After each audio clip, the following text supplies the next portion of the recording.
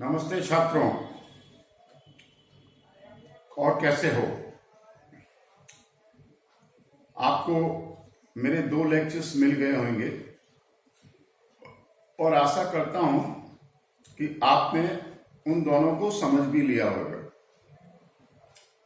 यदि आपको उसमें कोई चीज समझने में कुछ प्रॉब्लम आती है तो आप उसे नोट डाउन कर लें और आशा करता हूं कि मेरा नंबर आप लोगों के पास होगा। आप फोन पे मुझसे कांटेक्ट करके अपने डाउट क्लियर कर सकते हैं। वैसे मैं यहाँ पे कोई भी चीज छोड़ता नहीं हूं जो आपके मन में कोई डाउट क्रिएट करे। चलो आगे बढ़ते हैं। उसके पहले मैं आपको बता दूं कि लास्ट लेक्चर्स में मैंने आपको क्या पढ़ाया था।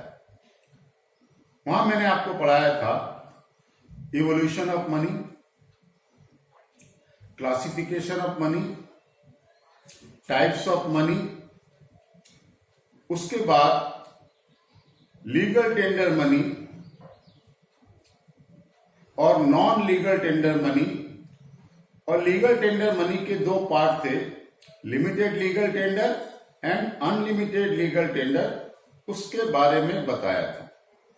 और मेरा आप सभी छात्रों से अनुरोध है कि जब आप मेरी नेक्स्ट वीडियो देखें उसके पहले जो प्रीवियस वीडियो होती है उसको एक बार फिर से जरूर देख लें, ताकि आपको आगे वाले पोर्शन को समझने में कोई प्रॉब्लम ना आए, एक कंटिन्यूटी बनी रहे। आज मैं आपको बताने वाला हूं इसी चैप्टर की, दैट इज मनी की लास्ट टॉपिक, और उस टॉपिक का नाम है मनी सप्लाई। आते हैं बेटा, मनी सप्लाई, इसकी डेफिनेशन क्या है और इसका मतलब क्या है। इसका डेफिनेशन है बेटा, it refers to total volume और टोटल स्टॉक ऑफ मनी। और देखो ब्रैकेट में मैंने लिखा है ऑफ ऑल टाइप, वेदर वो कॉइन्स हैं या नोट्स हैं या और किसी प्रकार के मनी हैं, हेल्ड बाय पब्लिक, जो कि पब्लिक के हाथ में हो, of a country at a particular point of time. तो क्या हुआ डेफिनेशन इसका? It refers to total volume और total stock of money held by public of a country at a particular point of time. That is, किसी particular point of time पे एक country में कितना पैसा पब्लिक के द्वारा, पैसा मतलब मनी, पब्लिक के द्वारा हेल्ड किया हुआ है, उसे हम कहते हैं मनी सप्लाई। अब इस मनी सप्लाई के 2 इंपॉर्टेंट फीचर्स होते हैं। पहला फीचर होता है बेटा, it includes money held by public only. देखो, money held by public only को मैंने इन्वर्टेड कॉमा में घेरा हुआ है, अर्थात इसका कोई ना कोई इंपॉर्टेंट मतलब होगा जो मैं आपको बाद में बताऊंगा। और वो है, the term public means the money using sector, that is individuals and business firms only.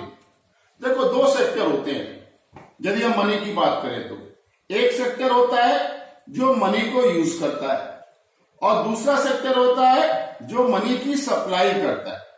तो money held by money using sector ही खाली मनी सप्लाई में काउंट किया जाता है, ना कि money held by money supplier sector. अब मनी सप्लायर सेक्टर क्या होता है वो आगे आएंगे। तो मनी यूजिंग सेक्टर्स में कौन कौन आते हैं बेटा? उसमें 2 कैटेगरी के लोग आते हैं, एक तो इंडिविजुअल्स जैसे हम सभी, और दूसरे आते हैं ऑल द बिजनेस फर्म्स। इन दोनों को मिला के हम कहते हैं कि ये है मनी यूजिंग सेक्टर। इसी क्रम में मनी सप्लाई का जो दूसरा फीचर है वो आपके डाउट्स को और क्लियर कर देगा। It does not include money creating और money supplying sector. That is जो मनी क्रिएटिंग और मनी सप्लाइंग सेक्टर के पास है वो मनी सप्लाई में काउंट नहीं होता है। और मनी सप्लाइंग सेक्टर में कौन कौन आते हैं, उनमें बेटा ये 3 कैटेगरीज आती हैं। पहला है गवर्नमेंट अर्थात मिनिस्ट्री ऑफ फाइनेंस, जो इशू करती है all coins and 1 rupee notes. दूसरा आता है सेंट्रल बैंक, जिसे इंडिया में RBI that is Reserve Bank of India के नाम से जाना जाता है, जो which issues all other notes other than 1 rupee note. तो बाकी सब नोट्स को इशू करने की जिम्मेदारी किसकी होती है, आरबीआई की। और तीसरा आता है बेटा commercial banks which creates money. अब ये जो पॉइंट है कि कमर्शियल बैंक कैसे मनी क्रिएट करते हैं, इसके बारे में तो आपने सुना होगा, पिछले लेक्चर में मैंने बताया था कि 1 रुपये के नोट्स और जितने भी टाइप के कॉइन्स हैं उनकी जिम्मेदारी किसके ऊपर होती है, गवर्नमेंट के ऊपर अर्थात मिनिस्ट्री ऑफ फाइनेंस के ऊपर। दूसरा भी आपने सुना होगा सेंट्रल बैंक आरबीआई, जो कि इशू करती है all other types of notes other than 1 rupee notes. अब ये कमर्शियल बैंक क्या ये भी मनी क्रिएट कर सकते हैं, ये भी मनी क्रिएट करते हैं, लेकिन इसके बारे में जब मैं आपको नेक्स्ट चैप्टर बैंकिंग पढ़ाऊंगा वहां समझाऊंगा। अभी तो आप यहां समझ लो ये 3 जो होते हैं ABC that is ministry of finance, RBI and commercial bank, ये होते हैं मनी सप्लाइंग सेक्टर्स। और इनके पास जो भी कैश बैलेंस होता है उसको हम मनी सप्लाई में क्यों नहीं काउंट करते हैं, because cash balance held by A, B and C do not come into actual circulation in the country। तो यहां से हमें एक और डेफिनेशन मिलता है कि money supply refers to total volume और total stock of money in circulation at a particular point of time in a country. तो ये हुआ आपका मनी सप्लाई का डेफिनेशन और उसके फीचर्स, ताकि वो बाद में देख सके।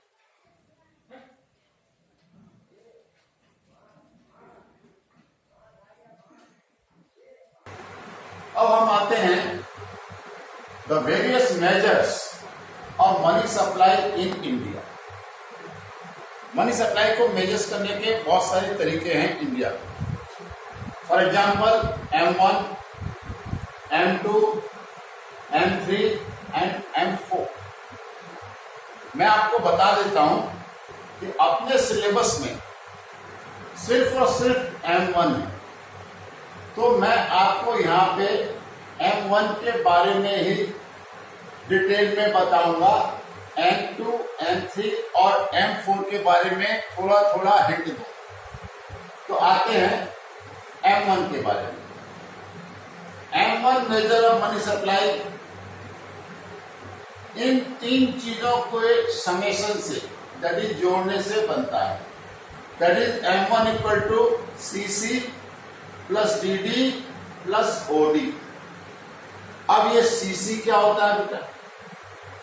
It refers to currency held by the public. Currency क्या होती है? करेंसी होती है कॉइन्स एंड पेपर नोट्स। तो करेंसी क्या होती है? करेंसी होती है कॉइन्स एंड पेपर नोट्स।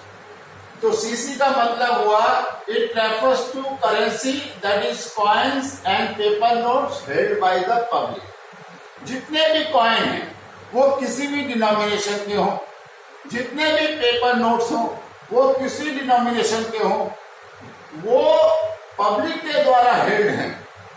और पब्लिक का मैंने आपको पहले ही बता दिया है, पब्लिक में 2 लोग आते हैं, एक individuals like we individuals and all the business firm.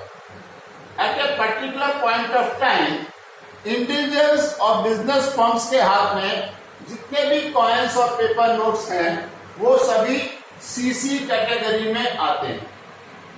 Next है बेटा डीडी। डीडी का फुल फॉर्म है बेटा demand deposit. It refers to demand deposit. अब ये डिमांड डिपॉजिट भी दो होते हैं, एक होता है सेविंग डिपॉजिट एंड एक होता है करंट डिपॉजिट। ये मैं बाद में बताऊंगा। It refers to demand deposit of the public with the commercial bank. Public अर्थात इंडिविजुअल्स और बिजनेसमैन, उनकी जितनी भी डिमांड डिपॉजिट कमर्शियल बैंक के पास होती हैं। और ये डिमांड डिपॉजिट होती क्या है? This DD means checkable deposit. Checkable deposit क्या होती है बेटा? जिनको आप चेक इशू करके किसी भी समय अपनी बैंक में से निकाल सकते हो। लेकिन ये डेफिनेशन चेकेबल डिपॉजिट थोड़ा सा पुराना है, क्योंकि आज हम चेक के द्वारा तो पैसे निकाल ही सकते हैं और आज हम एटीएम कार्ड के द्वारा और डेबिट कार्ड के द्वारा भी पैसे निकाल सकते हैं जब हमारा मन चाहे, बशर्ते हमारे अकाउंट में पैसे हैं। तो डीडी का डेफिनेशन यहां मैंने थोड़ा सा चेंज कर दिया है। It refers to demand deposit of the public with the commercial bank and DD means checkable deposit which can be withdrawn or encashed। encashed माने निकाला जा सकता है by issuing checks, चेक के द्वारा और with the help of ATM cards and debit cards by the account holder।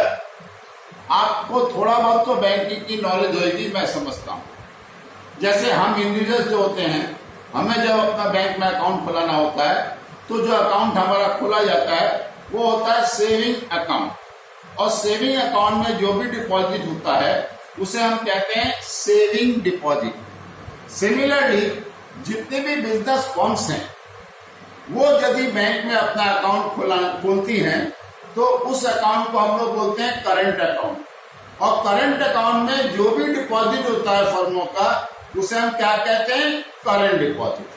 और saving deposit और करंट डिपॉजिट ये पैसा ऐसा होता है कि अकाउंट होल्डर जब चाहे, जब उसको जरूरत हो, आइदर चेक के द्वारा या एटीएम कार्ड के द्वारा या डेबिट कार्ड के द्वारा वो निकाल सकता है।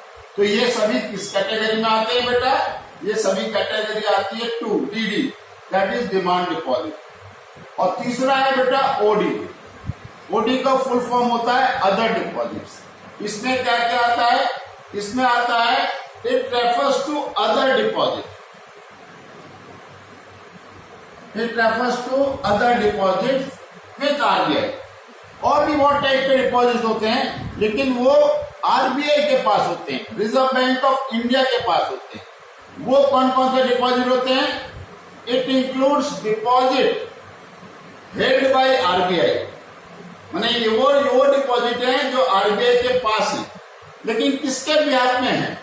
On behalf of foreign banks, foreign governments, public financial institution, world bank, IMF अर्थात इंटरनेशनल मॉनिटरी फंड एक्सेट्रा, ऐसी वर्ल्ड ऑर्गेनाइजेशन। तो इनके पास जो आरबीआई का पैसा होता है वो किस कैटेगरी में आता है? ओडी में आता है। लेकिन यहाँ पे एक बात मार्क करने योग्य है जो मैंने यहाँ लिख भी दी है। अदर डिपॉजिट में आरबीआई के पास जो इंडियन गवर्नमेंट और कमर्शियल बैंक का पैसा है वो ओडी में इंक्लूड नहीं होता है। That is it does not include deposits of Indian government and commercial bank with the RBI. अब कमर्शियल बैंक्स क्या होती हैं अभी तो आपको मालूम नहीं है, जैसे State Bank of India, Bank of Baroda, Bank of India, Dena Bank, ICICI, HDFC, these all are commercial bank. Foreign banks में कौन कौन सी आ जाती हैं? फॉरेन बैंक्स में आ जाती है standard chartered bank, HSBC bank, ये फॉरेन बैंक्स, सिटी बैंक, ये फॉरेन बैंक्स। ठीक है, तो आरबीआई के पास फॉरेन बैंक का पैसा या फॉरेन गवर्नमेंट का पैसा या पब्लिक फाइनेंशियल इंस्टीट्यूशन का पैसा या वर्ल्ड बैंक का पैसा या आईएमएफ का पैसा, ये सभी पैसे जो हैं मनी जो है वो किस कैटेगरी में आते हैं, ओडीटी पर। और ये सभी किसके पास होते हैं, आरबीआई के पास होते हैं। अब आप बोलोगे कि सर आरबीआई के पास ये फॉरेन बैंक के पैसे क्यों होते हैं, फॉरेन गवर्नमेंट के पैसे क्यों होते हैं, वर्ल्ड बैंक के पैसे क्यों होते हैं, आईएमएफ के पैसे क्यों होते हैं। बेटा मान लो कोई फॉरेन बैंक अपनी ब्रांच इंडिया में खोलना चाहती है, तो इंडिया में तो उसे इंडियन करेंसी में डील करना पड़ेगा, लेकिन वो पैसा कैसे लाती है, फॉरेन करेंसी में लेके आती है। तो सबसे पहले वो फॉरेन करेंसी वाला पैसा आरबीआई के पास जमा करती है और फिर आरबीआई उसे कन्वर्ट करके इंडियन रुपीस में देती है। तो जब तक वो पैसा आरबीआई के पास है वो अदर डिपॉजिट में शामिल होता है। सिमिलरली फॉरेन गवर्नमेंट्स हैं, फॉरेन गवर्नमेंट्स की एम्बेसीज होती हैं, कॉन्सुलेट्स होते हैं जो उनके ब्याज पे इंडिया में काम करते हैं। तो उनको खर्च के लिए भी जो पैसा होता है वो फॉरेन गवर्नमेंट आरबीआई के पास रखती है। जब उनको जरूरत होती है तो वो आरबीआई से ले लेती है। तो जो पैसा आरबीआई के पास है इनके बिहाफ पे, फिर से बताता हूं, फॉरेन बैंक्स के बिहाफ पे, फॉरेन गवर्नमेंट के बिहाफ पे, पब्लिक फाइनेंशियल इंस्टीट्यूशन के बिहाफ पे, वर्ल्ड बैंक के बिहाफ पे या आईएमएफ इंटरनेशनल मॉनेटरी फंड के बिहाफ पे, ये जितने भी डिपॉजिट होते हैं आरबीआई के पास, ये भी चेकेबल डिपॉजिट होते हैं। ये सभी पैसा, ये सभी संस्थाएं जब चाहें निकाल सकती हैं। तो ये ओडीटी कैटेगरी में आती है। लेकिन ओडीटी कैटेगरी में फिर नोट कर लो, it does not include deposit of Indian government and commercial bank. यदि इंडियन गवर्नमेंट का, वो सेंट्रल गवर्नमेंट हो या स्टेट गवर्नमेंट हो या कमर्शियल बैंक का, जो पैसा आरबीआई के पास रखा हुआ है वो इस कैटेगरी में शामिल नहीं होता है। स्टॉप, चालू करते हैं। मनी चैप्टर में रिसेंटली देखा गया है कि इस टॉपिक से रिलेटेड एक क्वेश्चन बोर्ड में हर दूसरे तीसरे साल पूछ लिया जाता है, और ये है हाई पावर्ड और हाई गियर्ड मनी। अब ये हाई पावर्ड और हाई गियर्ड मनी होता क्या है? This is also type of money. इसका डेफिनेशन है बेटा, the total liability of the monetary authority of the country is called the monetary base और हाई पावर्ड मनी। किसी भी देश की जो मॉनिटरी ऑथोरिटी होती है, जैसे इंडिया के केस में वो मॉनिटरी ऑथोरिटी है आरबीआई, उसकी जो टोटल लायबिलिटी होती है, दैट इज उसका जो टोटल दायित्व होता है, उसे हम क्या कहते हैं? मॉनिटरी बेस भी कह सकते हैं और हाई पावर्ड मनी या हाई गियर्ड मनी भी कह सकते हैं। तो हाई पावर्ड मनी को दो और नामों से जाना जाता है, that is high geared money and monetary base. तो आप कंफ्यूज मत होना, यदि वो हाई पावर्ड मनी पूछता है तो भी आंसर सेम होएगा, हाई गियर्ड मनी पूछता है तो भी आंसर सेम होएगा, और मॉनिटरी बेस पूछता है तो भी आंसर सेम होएगा। फिर आपको बता देता हूं, the total liability of the monetary authority, for example RBI in India, of the country is called the monetary base और हाई पावर्ड मनी। और ये कैसे बनता है? It is the money created और प्रोड्यूस, या तो क्रिएट किया गया हो या प्रोड्यूस किया गया हो, किनके द्वारा? आरबीआई के द्वारा अथवा गवर्नमेंट के द्वारा, गवर्नमेंट अर्थात गवर्नमेंट ऑफ इंडिया के द्वारा। और ये इन तीन चीजों को मिलाने से जो टोटल अमाउंट आता है वो ही total liability of monetary authority होती है, वो ही हाई पावर्ड और हाई गियर्ड मनी कहलाता है, और वो ही मॉनिटरी बेस कहलाता है। अब ये तीन चीजें क्या हैं? पहली है करेंसी। करेंसी अर्थात notes and coins in circulation with the public. Currency का मतलब तो समझ गए होंगे, करेंसी होती है coins and notes, paper notes, जो कि सर्कुलेशन में हो और पब्लिक के पास हो। पब्लिक का डेफिनेशन मैंने आपको पहले ही बता दिया है। पब्लिक में कौन कौन आते हैं? All the individuals and business firms of a country.